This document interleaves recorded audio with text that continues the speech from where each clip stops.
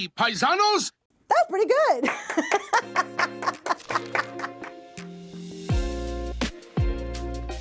Hi, I'm Renee, and I'm a full-time gender-affirming voice teacher, and now a part-time enthusiast of one of the world's silliest instruments, the nose flute.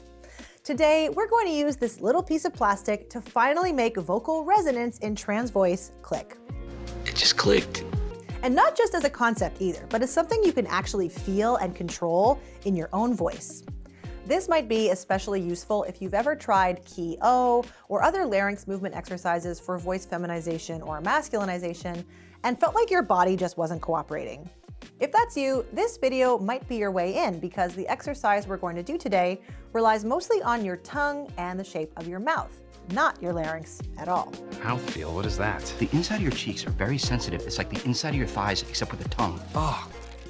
What is a nose flute? First of all, what in the heck is this and why am I playing one? What kind of question is that? A nose flute, also called a nose whistle or a humanitone, is a wind instrument you play with your nose and your mouth. You blow out through your nose into this little cup at the top of the instrument, and that air gets funneled through a channel and over this sharp edge called a fipple, which creates the vibration. Who names these things anyway?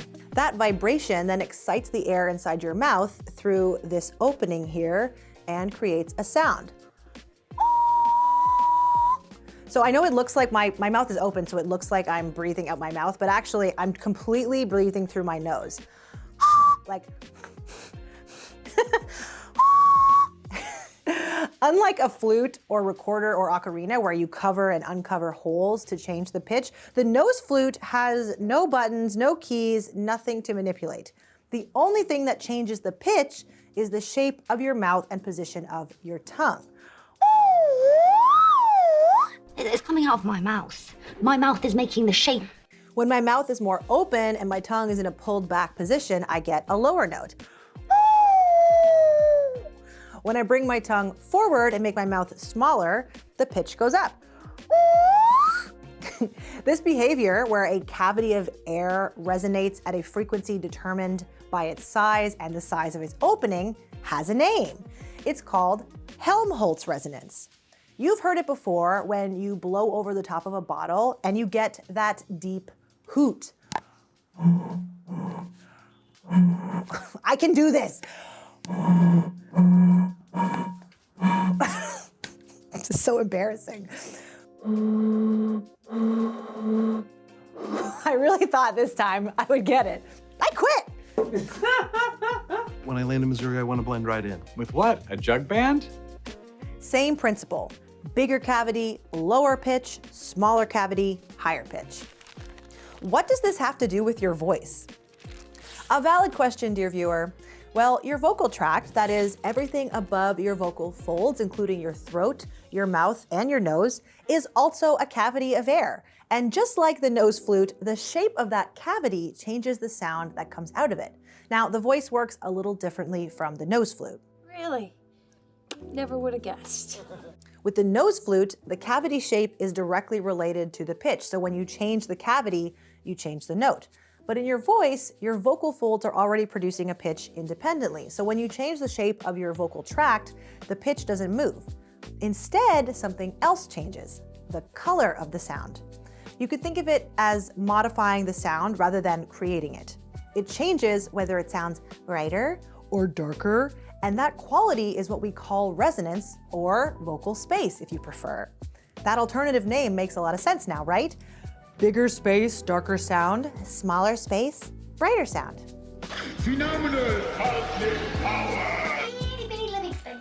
And the really exciting thing is that the tongue movement that changes the pitch on a nose flute is one of the same movements that changes resonance in your speaking voice. So if you want to feel that movement right now, you're in luck because you don't even need a nose flute. You just need to be able to whistle. Want to try it? Let's whistle. Whistling works on exactly the same principle as the nose flute. Your mouth is still the resonance chamber, your tongue is still the thing changing its size, and there's still no larynx involved, which is why we're going to use whistling to check in with the physical movement needed to change your vocal resonance. Can you whistle?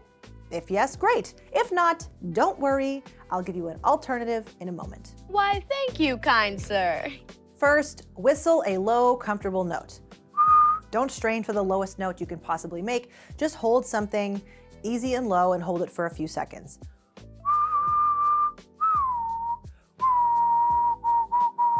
Now, notice where your tongue is. It's probably pulled back or lower in your mouth, with a bigger open space between your tongue and the roof of your mouth. Now, whistle a higher note. Notice how your tongue has moved forward or maybe higher. The space in your mouth is smaller now. That's the Helmholtz resonance principle in action. Smaller cavity, higher pitch. Go back and forth a few times and just feel that movement.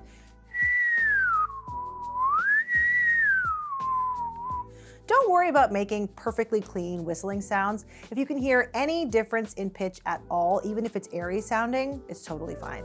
No worries, just do your best out there. Okay, now here is where it gets interesting. Open a tuner on your phone, like Voice Tools, Tuner Ninja, whatever you have.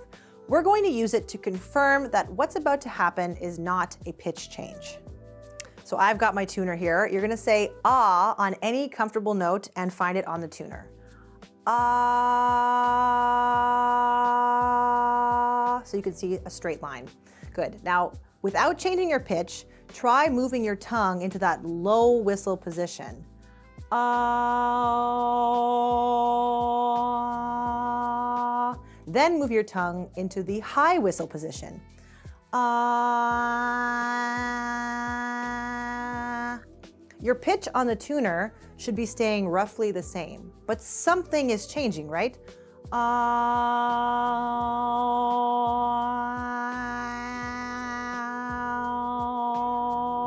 That darker sound when you move your tongue back and that brighter sound when you move your tongue forward, that is resonance, that's vocal space. You just felt it. I felt it. Now, if you can't whistle, here's your alternative. Make an unvoiced H sound as if you were saying he. It should sound like TV static. Then change from who to he, kind of like this.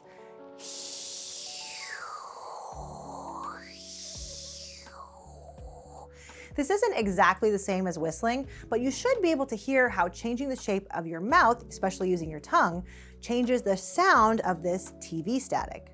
One more thing worth mentioning again, because this exercise is driven mostly by tongue position and mouth shape rather than larynx height, it can be a really useful entry point if exercises like the key O exercise have felt impossible in your body. The larynx will naturally follow along to some degree, but you don't have to consciously manipulate it to feel something here. Let the tongue lead and try that exercise now.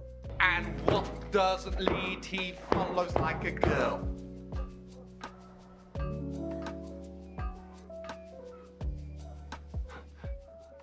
I've linked it below.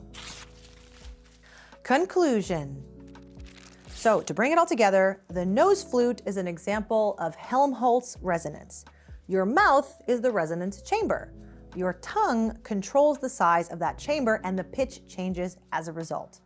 Whistling works the same way, and your speaking voice follows a related rule: bigger space, darker sound, smaller space, brighter sound. Because your vocal folds are already holding the pitch steady, what changes is the color of the sound rather than the note itself. We call that color resonance or vocal space. And now you've felt it. I like to think that one thing does lead to another. If you want to take what you've just experienced and build it into a real practice, I've linked some of my favorite resonance exercises below, including the key O exercise, the robot voice exercise, and my full resonance playlist. Those videos will give you the structure to turn this felt sense into something consistent and reliable in your voice. And if this was your first time actually feeling resonance, rather than just reading about it, please let me know in the comments. I'd love to know if the nose flute did its job. Lastly, I've got something very special that I'm announcing next week that I think will help a lot of you with your voice practice habit. So if you want to hear about that when it drops, subscribe to the channel and also to my newsletter, which I've linked in the description. I send out an email every week on Thursdays, and I read every reply. That's all for today. I've been Renee, and I hope this helps. I saw this and was like, I need it. I need it.